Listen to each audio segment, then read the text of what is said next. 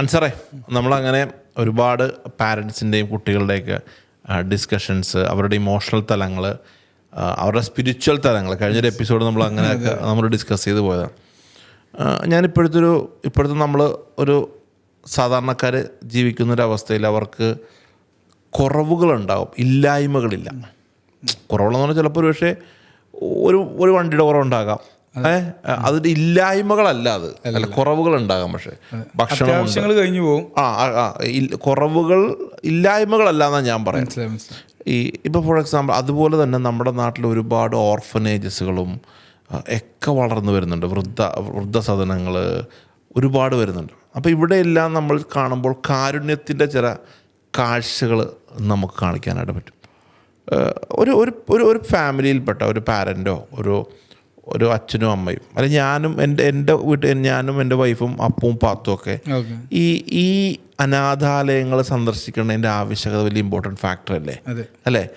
എന്താണ് ആൻസർ? ഇപ്പോൾ ഒരുപാട് ഹാർവസ്റ്റ് സ്കൂൾ നടത്തി ഒരുപാട് കുട്ടികളെ കാണുന്നു, ഒരുപാട് മാനസിക തലത്തിലുള്ള കുട്ടികളെ എന്തായിരിക്കും നിങ്ങളുടെ ഒരു ഒപ്പീനിയൻ അതിൻ്റെ അത്? ആക്ച്വലി ഹാർവസ്റ്റ് തുടങ്ങിയൊരു 6-7 വർഷത്തോളം നമ്മൾ എല്ലാ വർഷവും ഒരു ട്രിപ്പ് പോലെ ഈ അനാഥാലയത്തേക്കാണ്.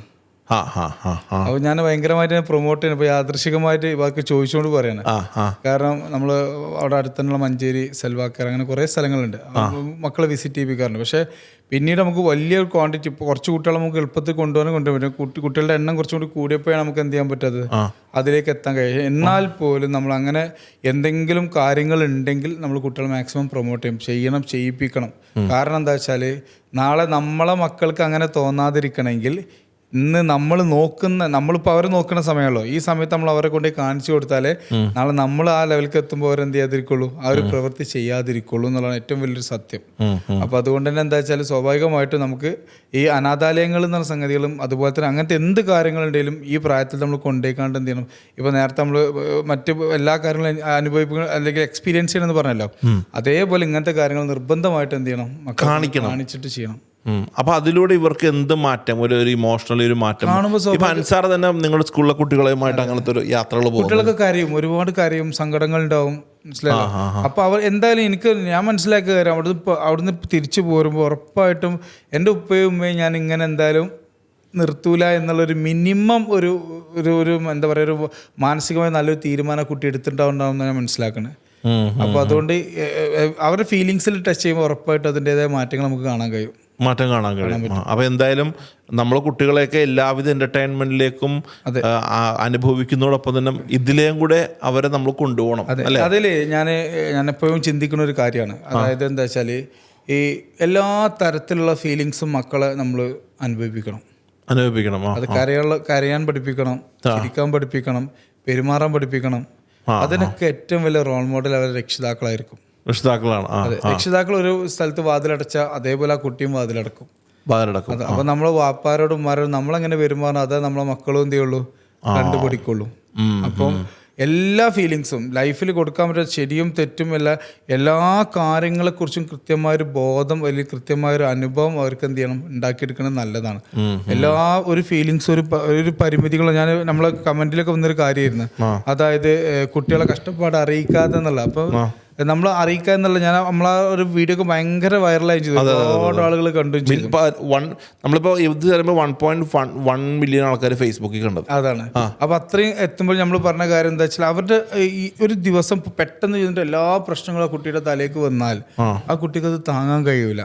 അപ്പൊ അങ്ങനെ ആകുമ്പോഴാണ് കുട്ടി ഓരോ മോശമായ കാര്യങ്ങളൊക്കെ ചിന്തിക്കാനൊക്കെ അവർ മുന്നോട്ട് പോവാ. അപ്പൊ അങ്ങനെ ഉള്ളത് കൊണ്ട് പതുക്കെ ഈ കാര്യങ്ങളൊക്കെ ഒരു അനുഭവിച്ചു വരുന്ന ഒരു കുട്ടിയാണെങ്കിൽ നോർമൽ ലെവലിൽ അത് ഫേസ് ചെയ്യും. അതിന് എന്താ പറയുക, ഒരു പരിഹാരം കാണാൻ ആ കുട്ടി ശ്രമിക്കും. ഇപ്പൊ അൻസാറിന്റെ ഹാർവർഡ് സ്കൂളുകൾ കൂടുതലും 2K കിഡ്സുകളാണല്ലോ ഉണ്ടാകുക അല്ലേ? അപ്പൊ നമ്മളിപ്പോ നമ്മളൊക്കെ തന്ത വൈബാണോ? അപ്പൊ 2K കിഡ്സ് എന്ന് പറയുന്ന കുട്ടികളുണ്ടല്ലോ, അവർ ഇമോഷണലി എങ്ങനെയാണ് അൻസാറിന്റെ കാഴ്ചപ്പാടില്? അവർക്ക് എന്താ വെച്ചാല് അവരെ പരിഗണിച്ച അവർക്ക് ഭയങ്കര മാറ്റാണ്. പരിഗണിച്ച ഭയങ്കര മാറ്റാണ്. കാരണം എന്താ വെച്ചാല് ഭയങ്കര എടുത്തുചാട്ടക്കാരാണ്, എന്നാലും പച്ച പാവങ്ങളുമാണ്.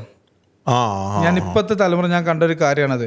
നമ്മളൊരു ഇമോഷണൽ ആയി കഴിഞ്ഞാൽ നമുക്ക് ഒപ്പം കട്ടൊക്കെ അവരെന്ത് ചെയ്യും, നിന്നിരും. മക്കളെന്ന് പറഞ്ഞ് വിളിച്ചാൽ ചിലപ്പോൾ എന്ത് ചെയ്യും, കാട്ടൊക്കെ. ഇപ്പോൾ ഞാൻ റമദാനായിരുന്നു, ഇപ്പോൾ ആർവസിലൊക്കെ ഇഫ്താറൊക്കെ 100 കുട്ടികളുടെ സംവിധാനമുണ്ട്.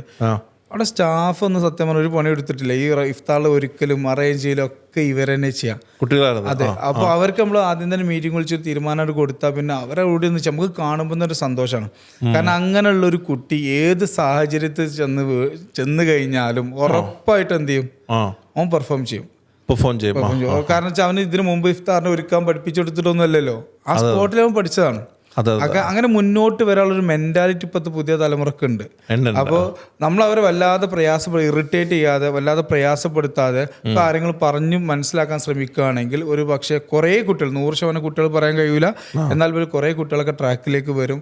പിന്നെ അവരെന്താ വെച്ചാൽ ഓപ്പൺ മൈൻഡഡ് ആണ്, വല്ലാതെ മൂടി വെച്ചിട്ടുള്ള സംഗതികളല്ല. ഇപ്പോഴത്തെ സോഷ്യൽ മീഡിയ ഒക്കെ ചെക്ക് ചെയ്ത ഇവർക്കൊക്കെ മനസ്സിലാക്കാൻ പറ്റും. പണ്ട് തെറ്റെന്ന് പറഞ്ഞ പല കാര്യങ്ങളും ഇപ്പോൾ ഒരു ഓപ്പൺ ആയിട്ട് എന്ത് ചെയ്യാനുണ്ട്, പറയുന്നുണ്ട്. ആ പറയുന്നതൊക്കെ വളരെ പോസിറ്റീവായിട്ട് തന്നെ നമ്മൾ കാണണം. അപ്പോൾ എന്തായാലും നമ്മളെല്ലാ തലങ്ങളിലൂടെ കടന്നു പോകുമ്പം കുട്ടികളുടെ ഇങ്ങനത്തെ ഈ ഇമോഷൻ സൈഡിലെ കണ്ട് മനസ്സിലാക്കി ഒന്ന് എക്സ്പീരിയൻസ് ചെയ്യിപ്പിക്കുന്നതും വലിയൊരു നല്ലൊരു കാര്യമാണ്.